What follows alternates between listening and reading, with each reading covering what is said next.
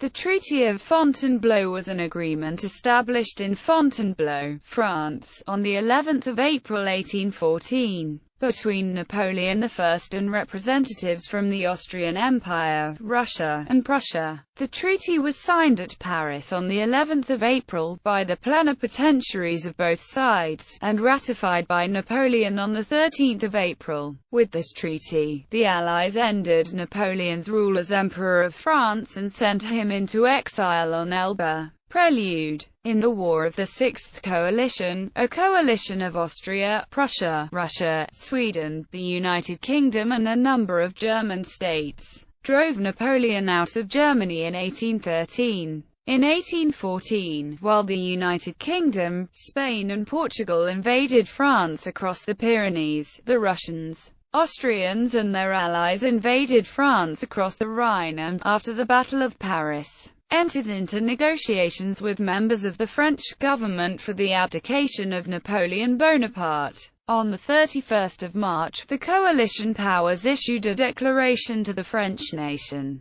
The Allied powers having occupied Paris, they are ready to receive the declaration of the French nation. They declare that if it was indispensable that the conditions of peace should contain stronger guarantees when it was necessary to enchain the ambition of Napoleon, they would become more favorable when, by a return to a wiser government, France itself offers the assurance of repose. The Allied sovereigns declare, in consequence, that they will no longer treat with Napoleon nor with any of his family, that they respect the integrity of old France as it existed under its legitimate kings. They may even go further, for they always profess the principle that for the happiness of Europe it is necessary that France should be great and powerful, that they recognize and will guarantee such a constitution as the French nation may give itself. They invite, consequently, the Senate to appoint a provisional government, which may provide for the necessities of administration, and establish such a constitution as may be fitting for the French people.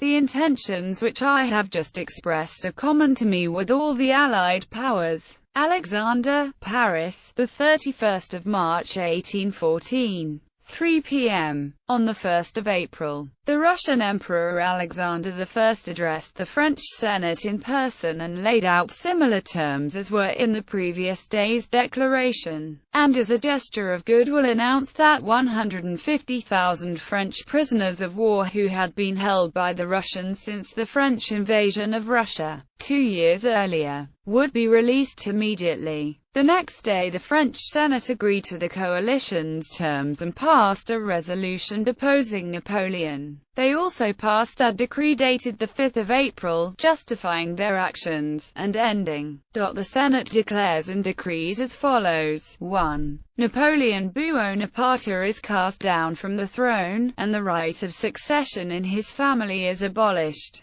2. The French people and army are absolved from their oath of fidelity to him. 3. The present decree shall be transmitted to the departments and armies, and proclaimed immediately in all the quarters of the capital. Monitor. The 5th of April 1814. During the 3rd of April 1814, word reached Napoleon, who was at the Palace of Fontainebleau, that the French Senate had dethroned him, as the coalition forces had made public their position that their quarrel was with Napoleon and not the French people. Napoleon called their bluff and abdicated in favor of his son, with the Empress Marie-Louise as regent.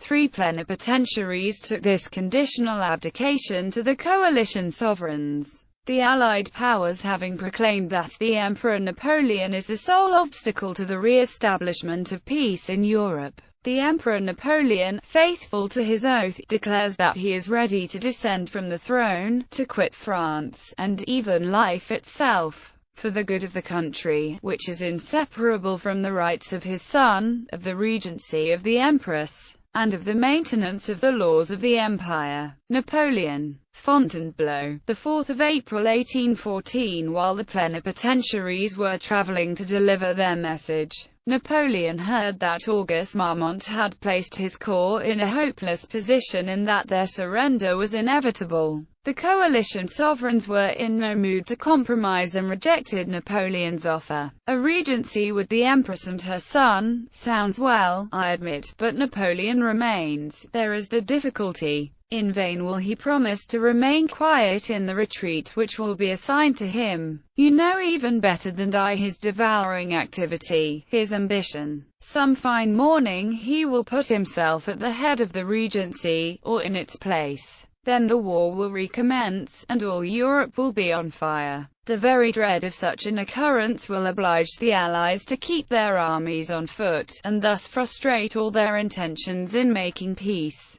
Emperor Alexander, with the rejection of his conditional abdication, and with no military option left to him, Napoleon bowed to the inevitable. The Allied powers having declared that the Emperor Napoleon is the sole obstacle to the re-establishment of a general peace in Europe, the Emperor Napoleon, faithful to his oath, declares that he renounces for himself and his heirs the throne of France and Italy, and that there is no personal sacrifice, not even that of life itself, which he is not willing to make for the interests of France. Napoleon. Fontainebleau, the 6th of April 1814. Over the next few days, with his reign over France now at an end, the formal treaty was negotiated and signed by the plenipotentiaries in Paris on the 11th of April, and ratified by Napoleon on the 13th of April. Terms. The agreement contained a total of 21 articles. Based on the most significant terms of the accord, Napoleon was stripped of his powers as ruler of the French Empire, but both Napoleon and Marie-Louise of Austria were permitted to preserve their respective titles as Emperor and Empress. Moreover, all of Napoleon's successors and family members were prohibited from attaining power in France.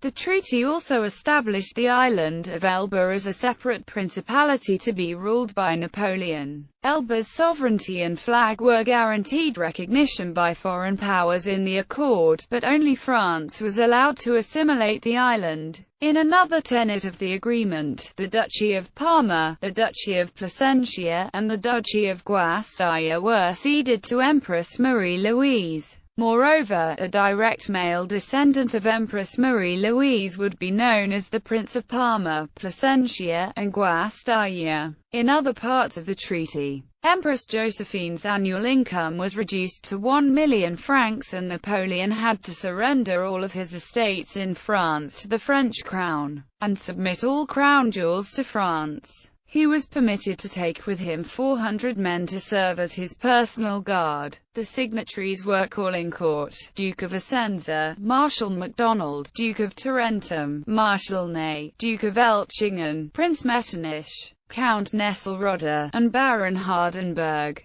Britain's position. The British position was that the French nation was in a state of rebellion and that Napoleon Bonaparte was a usurper. Lord Castlereagh explained that he would not sign on behalf of the King of the United Kingdom because to do so would recognise the legitimacy of Napoleon as Emperor of the French, and that to exile him to an island over which he had sovereignty that was only a short distance from France and Italy, both of which had strong Jacobin factions, could easily lead to further conflict. Theft. In 2005, two Americans, former history professor John William Rooney and Marshal Lawrence Pierce, were charged by a French court for stealing a copy of the Treaty of Fontainebleau from the French National Archives between 1974 and 1988. The theft came to light in 1996 when a curator of the French National Archives discovered that Pierce had put the document up for sale at Sotheby's. Rooney and Pierce pleaded guilty in the United States and were fined. However, they were not extradited to France to stand trial there.